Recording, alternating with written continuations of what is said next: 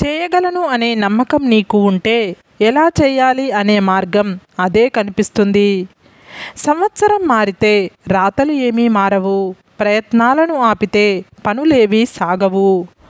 గమ్యం దూరమైన ప్రయాణాన్ని ఆపవద్దు. మార్గము కష్టమైన ప్రయత్నాన్ని ఆపవద్దు. సగం జీవితం వాళ్ళు వీళ్ళు ఏమనుకుంటారో అనే ఆలోచనతోనే అలసిపోతుంది. ఊహలు వాస్తవాలకు దూరంగా తీసుకెళ్తాయి. కానీ ఎంత దూరం వెళ్ళినా రావాల్సింది వాస్తవానికే. వద్దు అనుకుంటే నిమిషం కూడా ఆలోచించకు. కావాలనుకుంటే క్షణం కూడా వృధా చెయ్యకు. మార్పు మనం అనుకున్నంత తేలికైతే కాదు. అలా అని అసాధ్యం కూడా కాదు. లక్ష్యం ఉన్నవాడు గడ్డి పరకను కూడా బ్రహ్మాస్త్రంగా వాడుకుంటాడు. నిర్లక్ష్యం ఉన్నవాడు బ్రహ్మాస్త్రాన్ని కూడా గడ్డి పరకలా వాడుకోలేడు. ఏదైనా ఆపేద్దామని అనిపించినప్పుడు ఒక్కసారి ఎందుకు మొదలు పెట్టావో ఆలోచించు. చివరి ప్రయత్నం అంటే చివరిసారి చేసే ప్రయత్నం కాదు, మొదటిసారి గెలిచే ప్రయత్నం. మంచి సమాజం నిర్మించడం కోసం లక్ష్యాలే కాదు, మంచి లక్షణాలు కూడా కావాలి. ఆలోచనలకు అందిన అన్ని ఆశలు చేతికి కూడా అంతే బాగుంటుంది. పెద్దగా ఆలోచించు, చిన్నగా మొదలుపెట్టు. ఒకే రోజులో గొప్ప స్థాయికి ఎదగలేవు. ఓర్పుగా ఉండు, మార్పు అదే వస్తుంది. దేనికైతే నువ్వు భయపడి వెనకడుగు వేస్తావో అదే నిన్ను మళ్ళీ మళ్ళీ వెంటాడుతుంది. ఒక్కసారి ఎదురెళ్ళి చూడు, ఆ భయమే నీకు భయపడుతుంది. జీవితం విసిరే సవాళ్లను ఎదుర్కొని నిలిచిన వారికే విజయం సొంతమవుతుంది. బద్ధకస్తుడికి చాలా ఇష్టమైన ఒకే ఒక్క పదం రేపు. ఏదైనా గొప్పది సాధించాలనుకున్నప్పుడు శ్రమించే స్వభావం, విమర్శలను భరించే సహనం ఉండాలి. ఆకలితో ఉన్న సింహం కంటే అత్యాశతో ఉన్న మనిషి చాలా ప్రమాదకరం.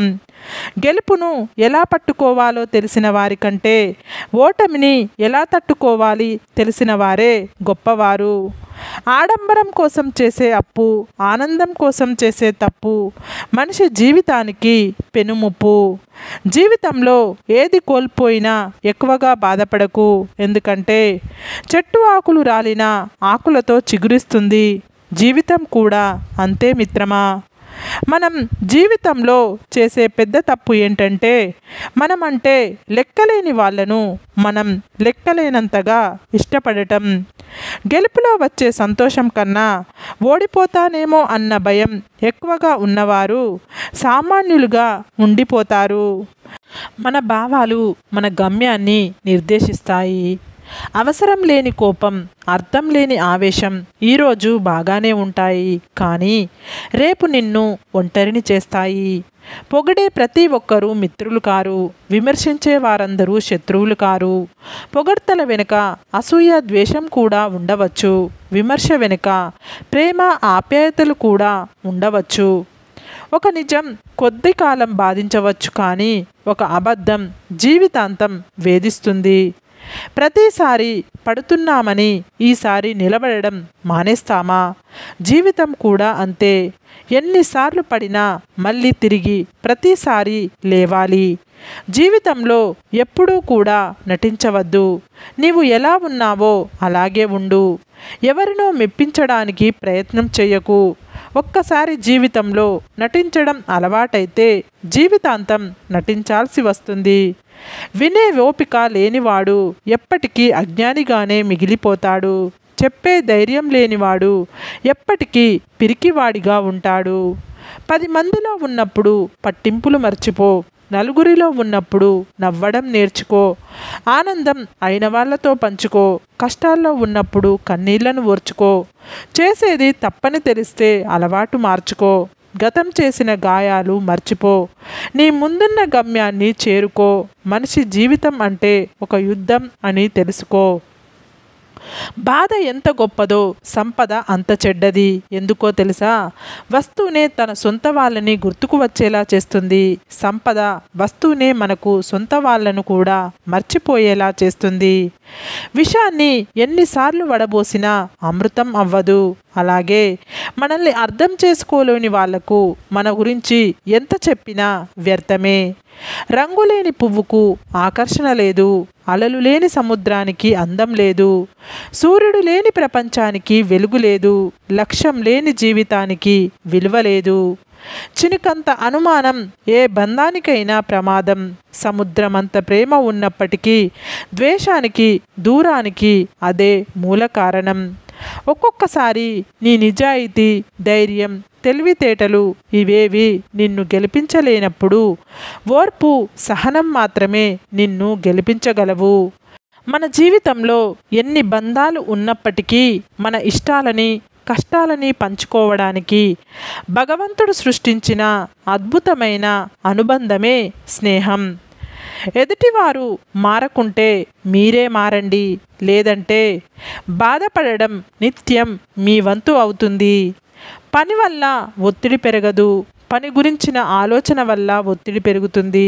అందుకే ఆలోచనలను వాయిదా వేయాలి. పనులు వెంటనే చేయాలి. ప్రతి అనుభవం జీవితంలో ఎక్కడో ఓ చోట ఉపయోగపడుతుంది. ఎందుకంటే ఏ అనుభవం సులువుగా రాదు, అనుభవిస్తే తప్ప. మంచి మనసున్నవాడికి భగవంతుడు 100 కష్టాలు కల్పించినా అంతకు రెట్టింపు సంతోషాలను అనుగ్రహిస్తాడు. మనతో ఉన్న వాళ్ళందరూ మన వాళ్ళు అయిపోరు. మన ఇష్టాలని, కష్టాలని గౌరవించిన వారే మన వారవుతారు.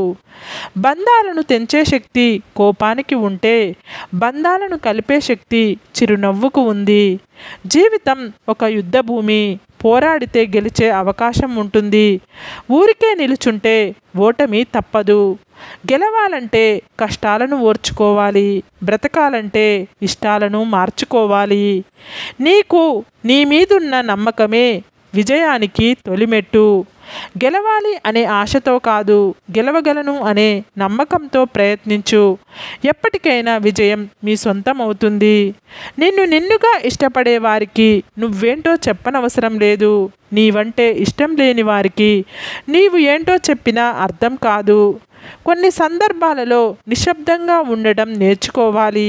ఎందుకంటే నాణ్యము చేసినంత శబ్దం నోట్లు చెయ్యవు కదా. కంట్లో ఉండే కన్నీరు అందరికీ కనిపిస్తుంది.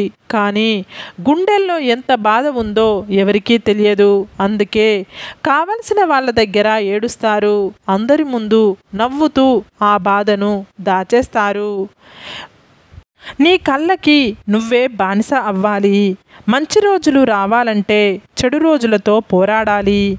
ఏదైనా కష్టం వచ్చినప్పుడు నాకే ఇలా ఎందుకు జరుగుతుంది అని కాకుండా నాకు జీవితం ఏదో నేర్పాలి అని చూస్తుంది అని ఆలోచించి చూడు. 16 ఏళ్ళు నిండని కుర్రాడు కష్టపడుతున్నాడు అంటే తండ్రి సరిగ్గా లేడని అర్థం. 60 ఏళ్ళు పైబడిన వ్యక్తి కష్టపడుతున్నాడు అంటే కొడుకు సరిగ్గా లేడని అర్థం. అవమానం జరిగే చోట నేర్చుకోవాల్సింది తిరిగి నిలబడే ధైర్యాన్ని, అంతేకాని తిరిగి అవమానించే గుణాన్ని కాదు. నీవు గెలిచాక నీతో నడిచే వాళ్ళకంటే నీ గెలుపు కోసం నీ వెంట నడిచిన వాళ్ళని గుర్తుపెట్టుకోవాలి.